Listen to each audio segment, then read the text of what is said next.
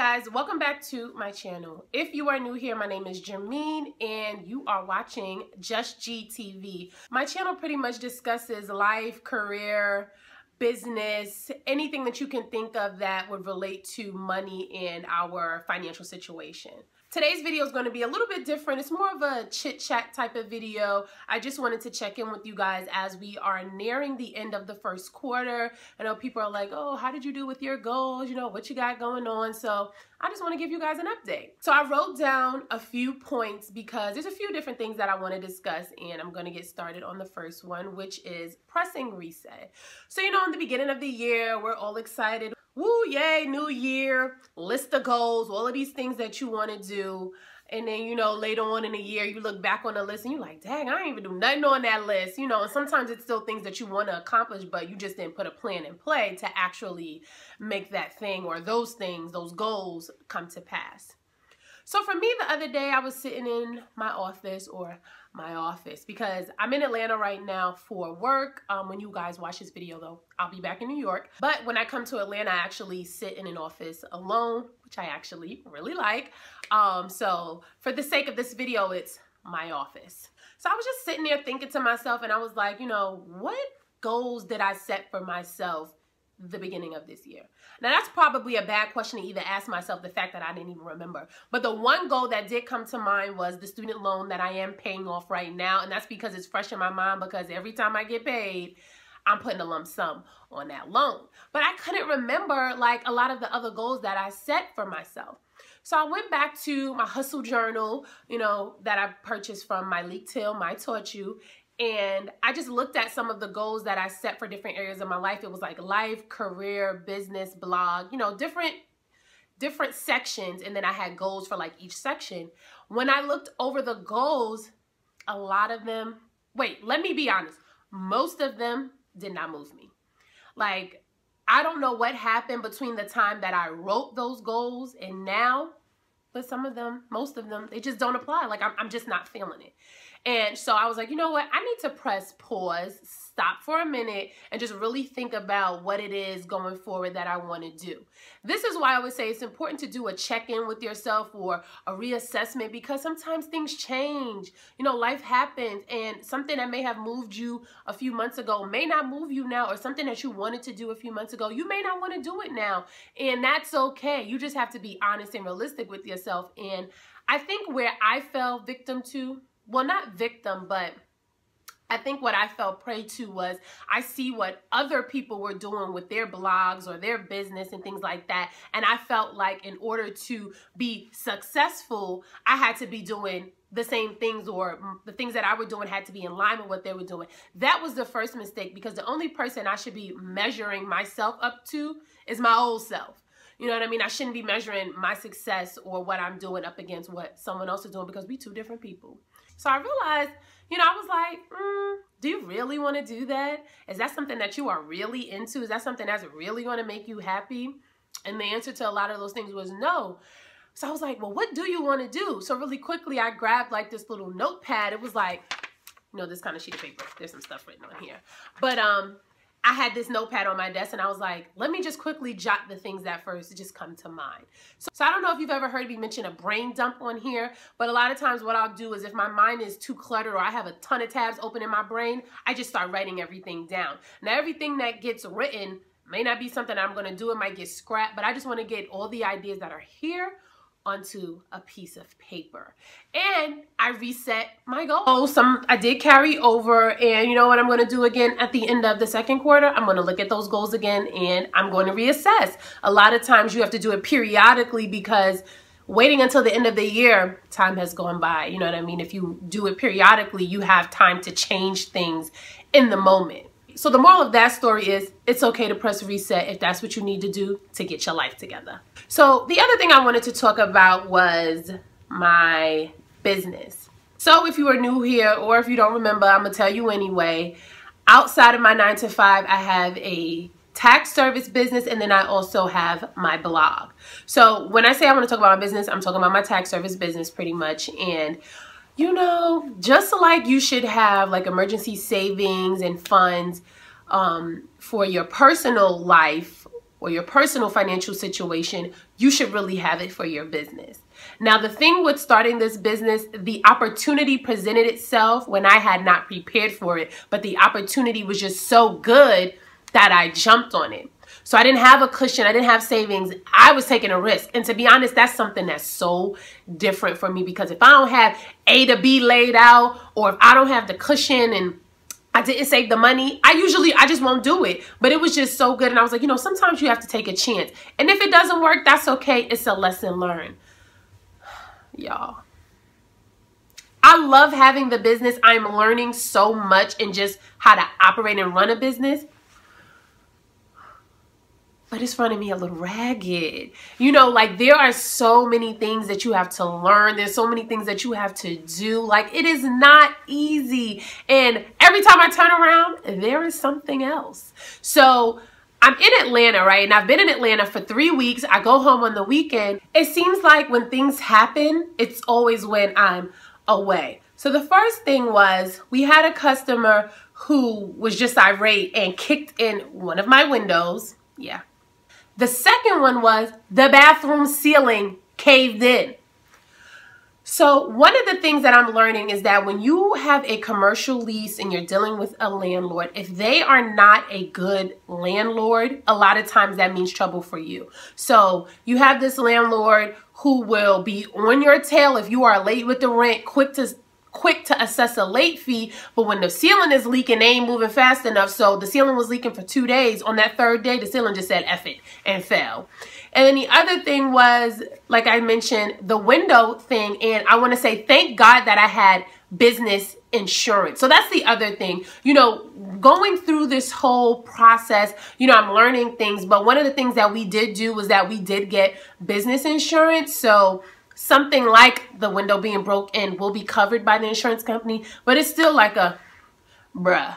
So we had to have someone come board it up until we can get it situated. We had to make a police report. Didn't get the police report yet, so you can't really submit the claim to the insurance company. So as you can imagine, it can run you cuckoo if you let it. But I'm learning to just have faith, give it all to God, and that things will just work out. But a lot of times you can't help but to be stressed and to be worried because there's a stigma, you know, with like Black-owned businesses, especially brick and mortars. Like, this is a physical business that people come to. There's an appearance to keep up, you know, opening up on time, staying open until the time that you said you were going to close. Like, just little things, because I know that I've had issues when shopping somewhere that was Black-owned, where it would be like, guys, you have to do better. If we want to be better, we have to do better. So with that being said, the same way you have to plan for emergencies in your personal life, if you're running a business or you want to start a business, you also have to think about, you know, emergencies and what could go wrong scenarios and what you're doing so that you can somewhat prepare yourself. Granted, you can't prepare yourself for everything, but it's good to have a little cushion, something to fall back on, because sometimes, you know, these business ventures can really bankrupt you if you want to be honest. And I'll be honest with you guys, my lease is 3 years. I've given myself 3 years to make it happen. So the last thing I want to discuss is work ethic. I first started working, I think I was in 11th grade or maybe 12th grade. I had an after school job working at David's Bridal in Queens. Now, that was my first time ever, you know, reporting somewhere and getting paid, but that was my first job.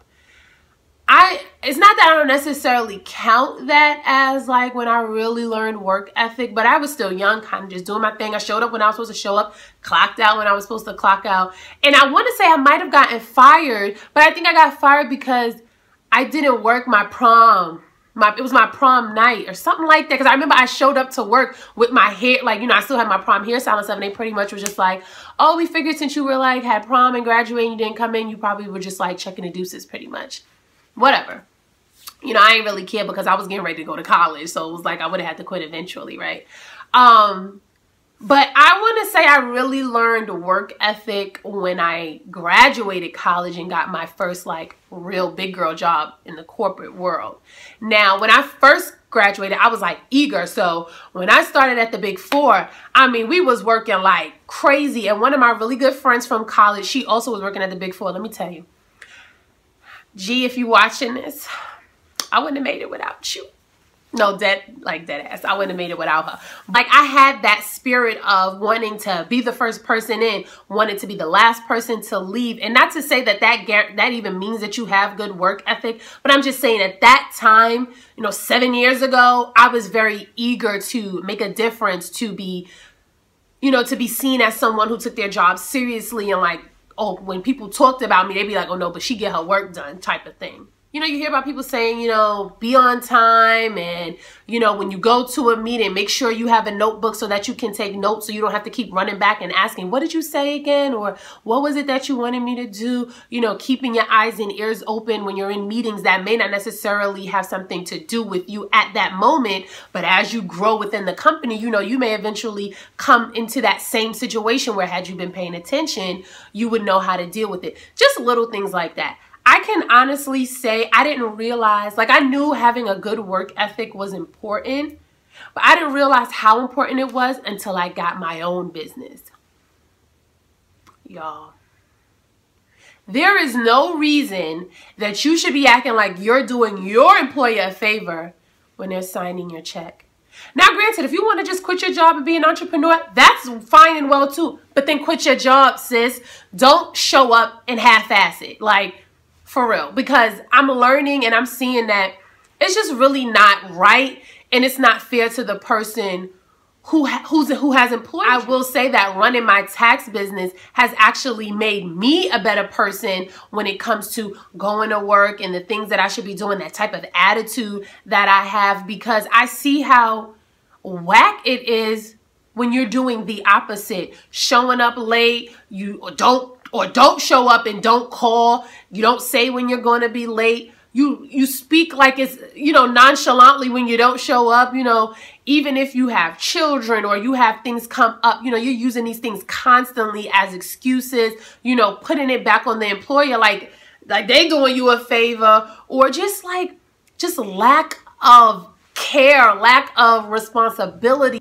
You know, like, you just don't care about what's going on with the business or what happens with it. And that is okay, but then you need to go work somewhere else, or you need to go work for yourself.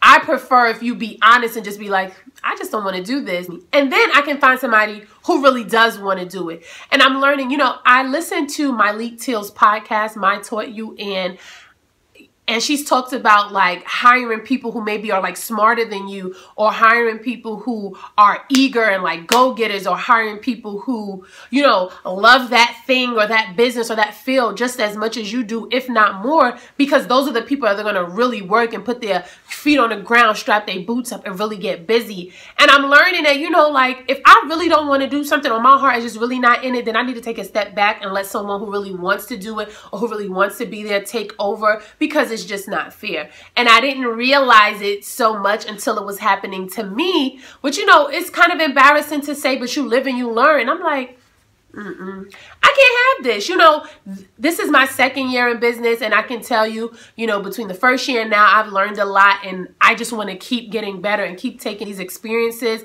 and making sure that I don't repeat them. So you best believe that April 18th, when tax season is over, I'm going to shut down, and I will not only continue to master my craft for myself, but also so that I can instill those type of values and knowledge in whoever it is that comes to, you know, work at the tax office. Also, just putting certain processes and systems in place, and not just letting, you know, the people who you work with or who work for you just like have free reign. Like, I think it's so easy to get caught up in the hustle and bustle that we just be like, well, you know, we'll fix it later. And I'm learning, like, nope, you got to press pause, and we're going to fix it, and we're going to address it now. And sometimes you have to have the hard conversations. And I'm just really not confrontational, as, you know, my friends might watch this video and be like, you? But, you know, I really don't like, you know, having to sit you down and be like, sis, like, listen, get your together or you won't have to go. Like, I'm just nice, and I want to be friendly, and, you know, it's like, I don't want you to, like, not like me as a boss, because then you might do something to screw me over. But I have to learn that, you know, if I put the proper systems and processes in place, and if I also just lead by example, then maybe those things won't happen. And sometimes, listen, if you have to make the tough decision, have the tough conversation, just do it and get it over with. So that is really it. I think it feels... I don't know if you watching this, if it seems like I had a lot to get off my chest, but I kind of did. And I had a pretty long day at work, so I just wanted to kind of have like a chit chat, just let you guys know what's going on. I really want this channel to be where you can come and get money advice and get real life situations and see how I'm handling things. And I just want to be transparent, because even though I make pretty good decisions when it comes to like finances and things like that, I'm not always right. I'm not always perfect. Things happen to me. I drop the ball sometimes. I mess up sometimes. And I want to be transparent and let you know that, because that's real life. Shit happens. And then you pick up the pieces and you keep it moving. So that's it for this video, y'all. I'll catch y'all in the next one.